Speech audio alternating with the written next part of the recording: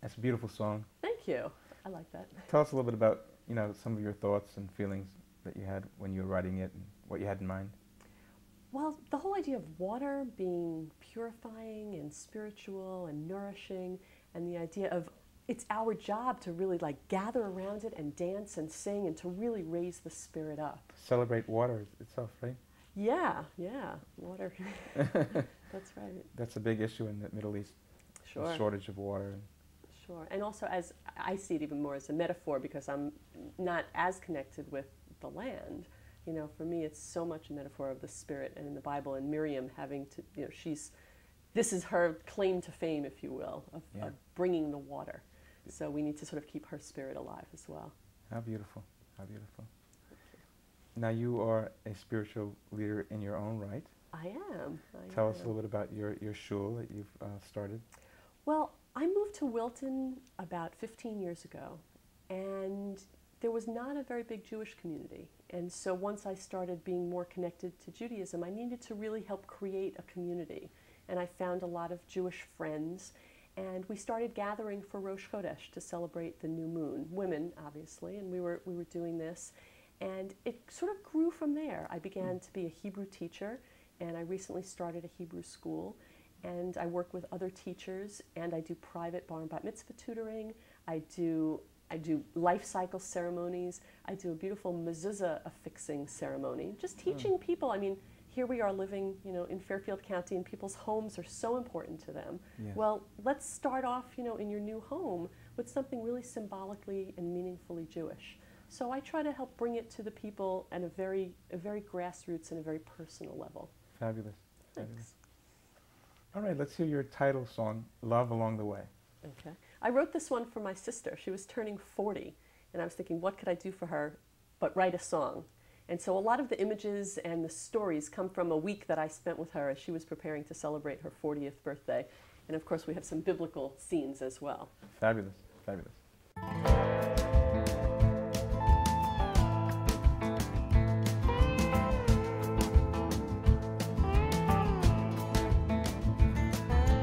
40 days and 40 nights, the rains came down, and all God's trials Noah did withstand. 40 years of wandering in the wilderness before God's children reached the promised land.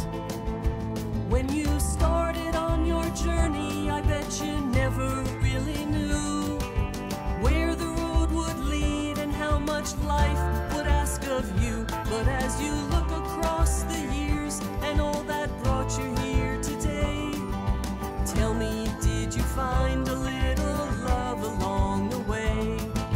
Tell me, did you find a little love along the way?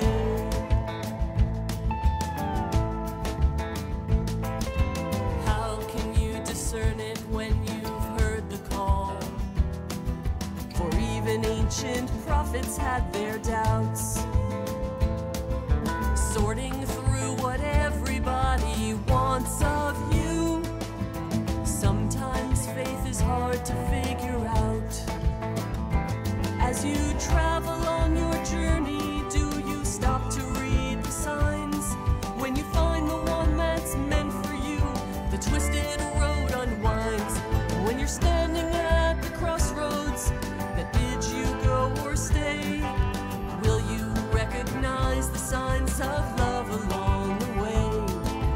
Will you recognize the signs of love along the way?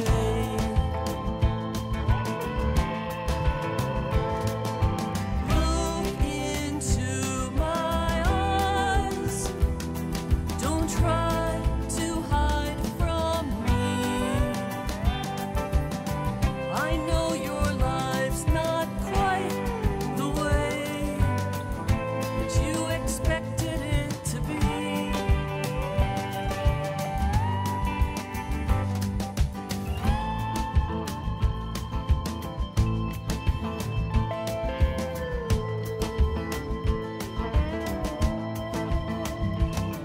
Who's rich? The one who's happy with her share, teaches the sage. Yet somehow we are still left wanting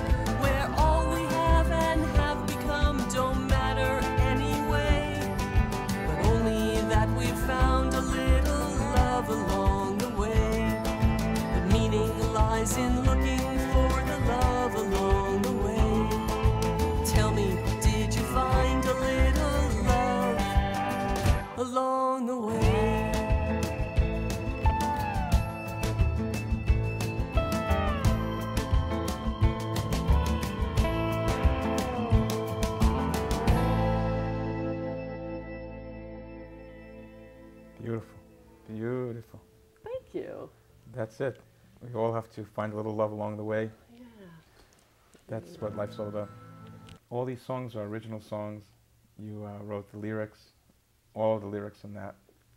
Well, except for the ones that come from Torah, yeah. Okay, and some of the Torah ones, like you're going to sing for us, Gam Ki Elech. Right. You sing the traditional Hebrew and then you translate it or sort of interpret it. Exactly, exactly. But you know, I don't take credit for these songs. I mean, I've written them, but they're all really inspired. You know, it comes from studying Torah or from prayers or moments of real insight, which I feel like I connect with something bigger than myself. That's great. It's just sort of, you find it, like Michelangelo said, Right. the statue was always there. He just removed the things that were in the way. Exactly, exactly. You just kind of see it or hear it. Or channel it somehow, yeah. That's great. Yeah. That's great. All right, so those are kind of upbeat songs. I'd like to hear something, you know, more contemplative. You have a song called "Where Is God?" Where is God? Yes, it's sort of You know, questioning and answering. right. You know, even though that we have the Torah with a lot of things revealed there, it comes down to the idea that we're a person, a human being, and sometimes we're just calling out to God in the deepest way. Right. We want to, you know, where are you now, God? Right. Especially with what's going on in the world, and that's what this song really speaks to. Fabulous. Well, let's hear that one. Okay.